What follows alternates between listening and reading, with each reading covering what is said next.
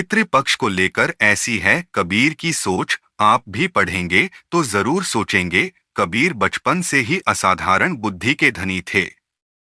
कभी कभी तर्कों से वह अपने गुरु रामानंद को भी सोचने पर मजबूर कर दिया करते थे। कबीर के तर्कों में हमेशा सच्चाई होती थी, जिससे वह गुरु रामानंद के बहुत प्रिय शिष्य बन गए थे। एक बार रामानंद के पितरों का श्राद्ध था। श्राद्ध में पितरों की मनपसंद चीजें बनाने का नियम तो होता ही है। रामानंद के पितरों को गाय का दूध बहुत पसंद था। उन्होंने कबीर को गाय का दूध लाने के लिए भेजा। रास्ते में एक गाय मृत पड़ी थी।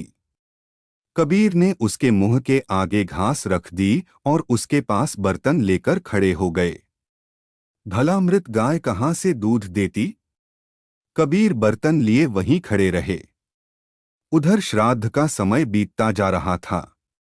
जब काफी देर हो गई और कबीर दूध लेकर नहीं लौटे तो रामानंद ने अपने 2 शिष्यों को कबीर को देखने के लिए भेजा।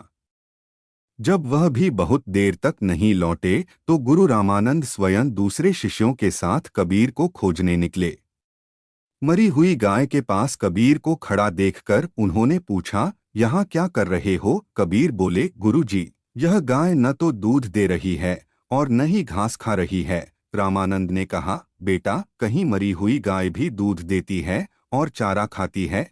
संत कबीर के इस उपाय से नहीं होगा, गृह क्लेश रहेंगे खुश। गुरु की बात सुनते ही कबीर ने फौरन पूछा, महाराज, मेरे मन में जिज्ञासा यह है कि जब मरी हुई गाय दूध नहीं दे सकती, नहीं चारा खा सकती है, तो फिर बरसों पहले परलोक सिधारे आपके पिता दूध कैसे पिएंगे? रामानंद अपने प्रिय शिष्य की इस बात पर निरुत्तर हो गए।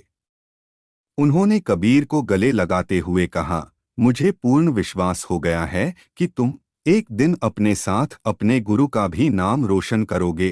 Thanks to watch, please like and subscribe our channel.